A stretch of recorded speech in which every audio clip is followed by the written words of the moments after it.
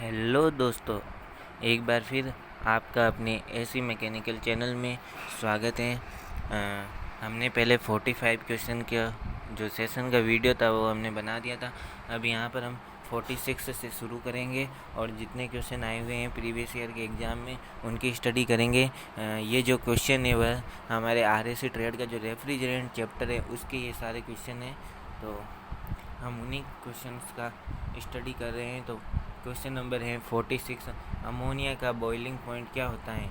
ए -100 degree Celsius, B -50 degree Celsius, C -33.3 degree Celsius, D है 0 degree Celsius. इसका right answer हो जाएगा सी -33.3 degree Celsius. दोस्तों ये सवाल था, ये जो क्वेश्चन था इसका हमने आंसर पहले भी पढ़ लिया था। इसके एक सारणी थी जिसमें रेफ्रिजरेंट का बॉइलिंग और फ्रीजिंग पॉइंट बताया गया था, उन्हीं में से ये क्वेश्चन आए हुए। ये question RRB Mumbai ASST loco pilot में आया हुआ है 2001 में। इसमें आंसर में लिखा हुआ है अमोनिया का बॉइलिंग पॉइंट -33.3 डिग्री सेल्सियस होता है। अमोनिया यह रेफ्रिजरेंट नाइट्रोजन और हाइड्रोजन का रासायनिक यौगिक है। अमोनिया नशीला, थोड़े विस्फोटक और कुछ स्थिति में ज्वलनशील भी होता है। यह रेफ्रिजरेंट ऑयल में घुल जाती है। इसकी गुप्त ऊष्मा अधिक होने के कारण रेफ्रिजरेशन प्रभाव बहुत अधिक हो जाता है। इसकी विशिष्टताएं निम्न होती हैं। अमोनिया का जो अणुभार है वह 17 होता है और हिमांक बिंदु -77.8 डिग्री सेल्सियस और वाष्प स्थिति में विशिष्ट ऊष्मा है इसकी 0.523 किलो कैलोरी प्रति किलोग्राम। नेक्स्ट है 47 नंबर का क्वेश्चन है जिसमें लिखा हुआ है रेफ्रिजरेशन सिस्टम में लीकेज उसकी कूलिंग कार्यकुशलता को कम कर देगी। बी है इसकी कूलिंग कार्यकुशलता को बढ़ा देगी। सी है उसकी कूलिंग कार्यकुशलता पर कोई प्रभाव नहीं होगा। डी है COP को बढ़ा देगी। अगर उसकी कूलिंग में लीकेज होगी तो उसकी कूलिंग कार्यकुशलता को कम कर देगी, उसकी कूलिंग कार्यकुशलता को कम कर देगी। ये बहुत ही इजी क्वेश्चन था। इसमें लिखा है RRB Mumbai ASST loco pilot के एग्जाम में आया हुआ है ये क्वेश्चन। अगला इसका आंसर दिया हुआ है ए रेफ्रिजरेशन सिस्टम में लीकेज जो होगा वह उसकी कूलिंग कार्यकुशलता को कम कर देगी। रेफ्रिजरेशन प्रणाली में रिसाव की जाँच करना। रेफ्रिजरेशन प्रणाली के समस्त पाइपों, वेल्ड किए गए भागों तथा इवेपोरेटर में रिसाव की संभावना रहती है। रेफ्रिजरेशन में रिसाव होने से कूलिंग ठीक से नहीं हो पाती है। हेड प्रेशर तथा सक्शन प्रेशर कम तथा रेफ्रिजरेटर तथा कंडेंसर गर्म हो जाता है और मोटर ओवरलोड हो जाती है। इस प्रकार रिसाव होने से संपूर्ण रेफ्रिजरेशन प्रणाली की कार्य क्षमता प्रभावित होती है। नेक्स्ट क्वेश्चन है दोस्तों 48 नंबर का क्वेश्चन है। इसमें लिखा हुआ है कि सिस्टम में रेफ्रिजरेंट की कमी जो होगी वह किस प्रकार से प्रकट होगी। पहला ए लिखा हुआ है लो सुपर हीट तापमान, बी लो लिक्विड लाइन तापमान, सी लो सक्शन और हेड प्रेशर और डी है उपरोक्त में से कोई नहीं। अगर सिस्टम में रेफ्रिजरेंट की कमी होगी तो इसमें लो सक्शन और हेड प्रेशर जो होगा वह लो हो जाएगा। ये सी इसका राइट आंसर है।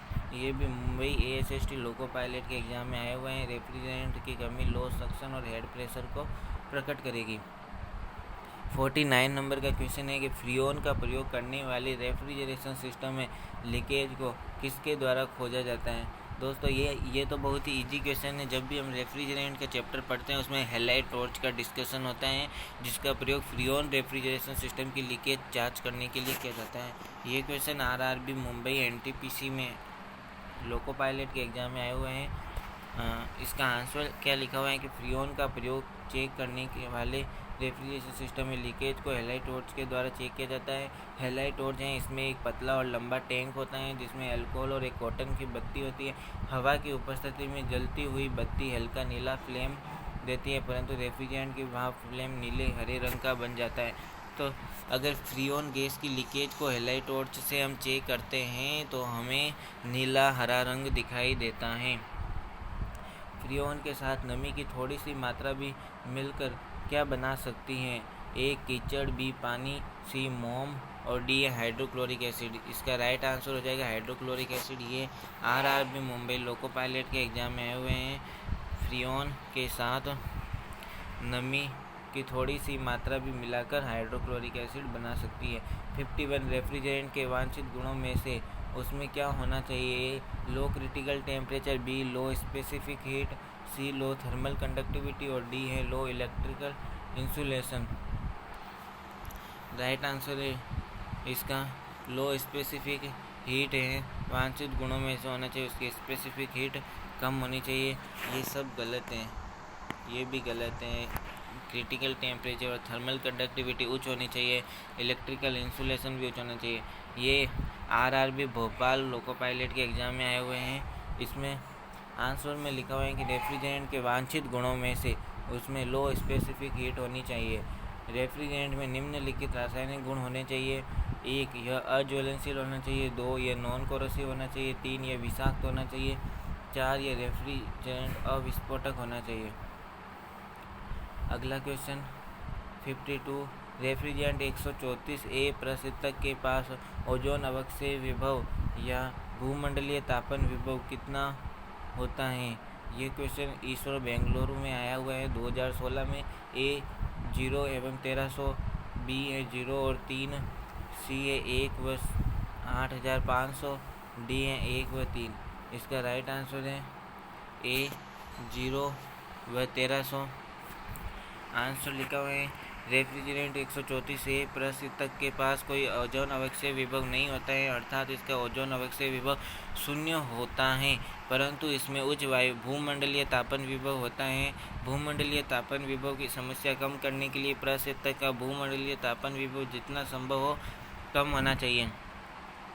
रेफ्रिजरेंट 134A में क्लोरीन की मात्रा नहीं होने के कारण ओजोन परत को नष्ट नहीं करती है, इसलिए इसका ओजोन अवक्षय विभव 0 होता है। क्वेश्चन नंबर है 53 Hc600E का क्वथनांक क्या होगा? ए ऑप्शन दिया हुआ है A -12 degree Celsius, B -22 degree Celsius, C -12 degree Fahrenheit, D -22 degree Fahrenheit. Answer है ए Hc600A एक शुद्ध आइसोब्यूटेन है और इसका उबालांक वायुमंडलीय प्रेशर पर -12 डिग्री सेल्सियस होता है। इसका रासायनिक सूत्र C4H10 होता है।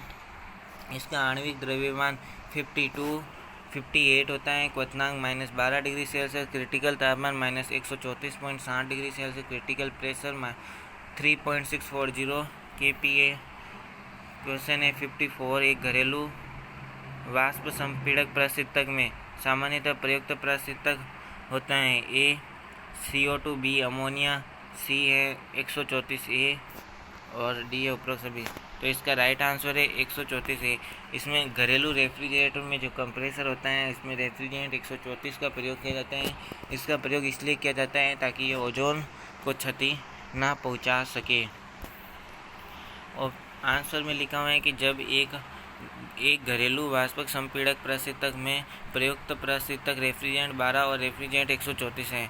रेफ्रिजरेंट 134A HFC समूह के रेफ्रिजरेंट है तथा इसका रासायनिक नाम 1112 टेट्राफ्लोरोएथेन, इसका रासायनिक सूत्र C2H2F4 होता है।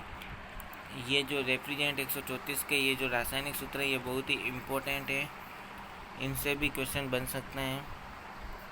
एक पदार्थ है जिसका प्रयोग प्रशीतन प्रणाली में ऊष्मा को स्थानांतरित करने के लिए किया जाता है।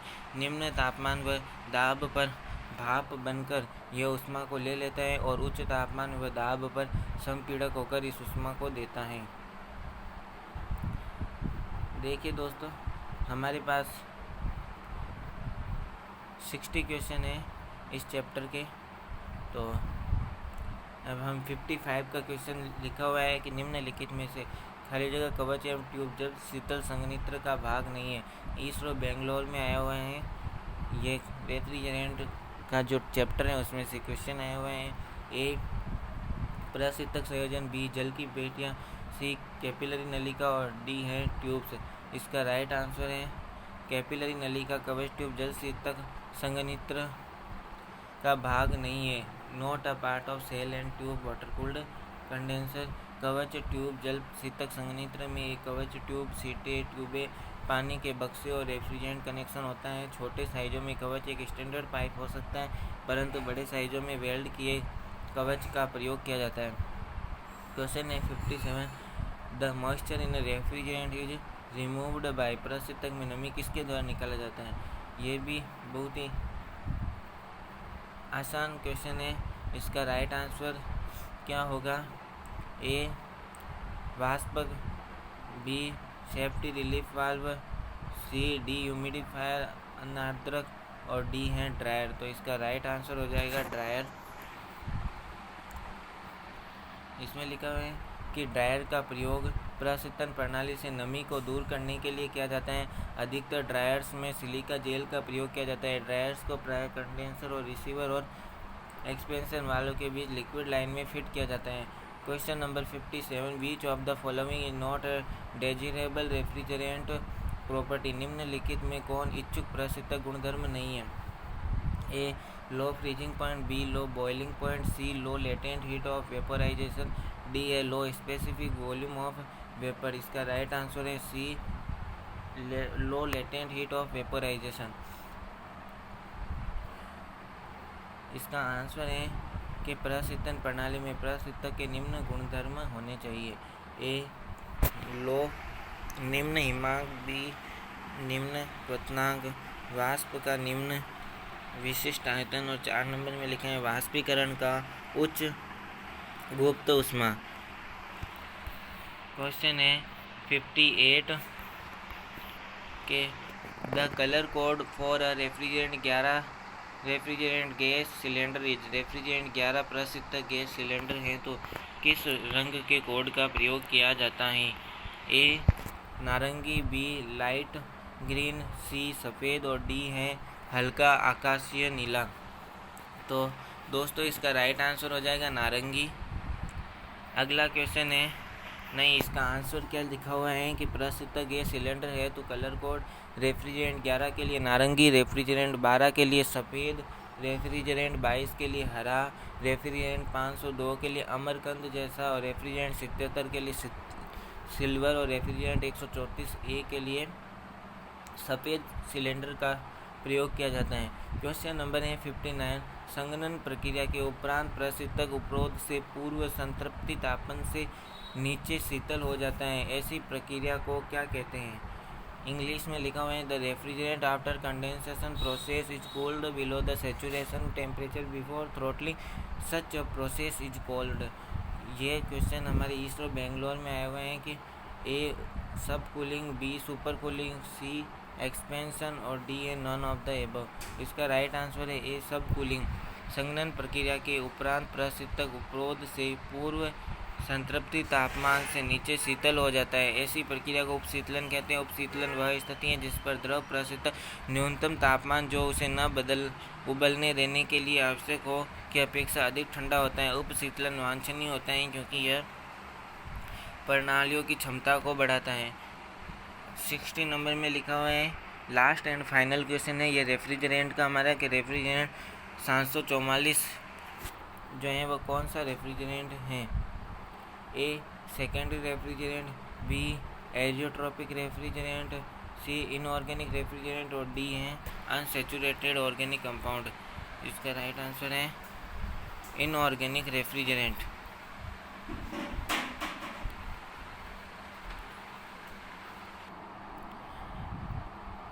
इसका आंसर है रेफ्रिजरेंट 744 एक अजैव प्रशीतक है। इसके गुण निम्नलिखित हैं। 1 यह अविषैला होता है, 2 अज्वलनशील, ओजोन डिप्लीट नहीं करता है, 4 है पर्यावरण की दृष्टि से अनुकूल और 5 है ग्लोबल वार्मिंग पोटेंशियल 0 होता है। तो दोस्तों आपको हमने एसी मैकेनिकल के चैनल में रेफ्रिजरेंट जो चैप्टर है आरएसी ट्रेड में उसमें जो इम्पोर्टेंट क्वेश्चन है जो कि जितने भी कॉम्पिटिटिव एग्ज़ाम में आए हुए हैं वो जो कि हमारे सीटीआई एग्ज़ाम में भी आ सकते हैं उनके बारे में हमने डिस्कशन किया है। अगर ये जो क्वेश्चन थे पूरे 16 क्वेश्चन हैं, 60 क्वेश्चन हैं जो कि मोस्ट इम्पोर्टेंट है। हमने 4 वीडियो बनाए हैं इसके लिए। अगर आपको ये वीडियो है ये लास्ट वीडियो रेफ्रिजरेंट का अच्छा लगा तो आप हमारे वीडियो को लाइक और सब्सक्राइब करें। थैंक यू, धन्यवाद।